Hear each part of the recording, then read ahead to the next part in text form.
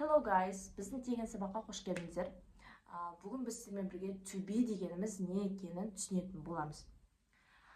Жалпы to be деген болу деген сөз ғой, be, болу.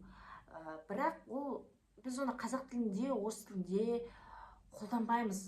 Мен бармын, сен барсың, ол бар деп айтпайды. Бізде мен, сен, ол деп сразу кесе береді. Все. В русском языке также. Но ағылшындар почему-то решили добавить это. Так вот, в принципе, қиын тақырып емес. Оларда мен бармын, сен барсың, она есть, он есть деп айтады. Енді оны бармынды қалай қолданамыз?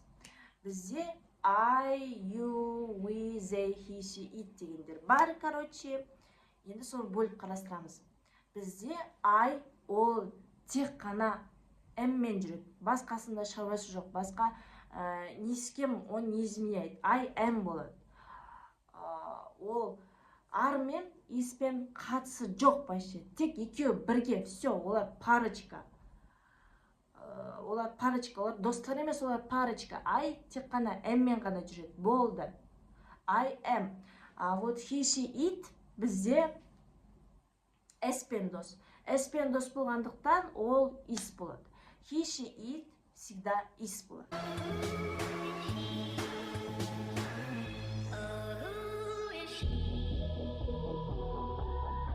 Ал қалғандары you, we, they олар ар болады.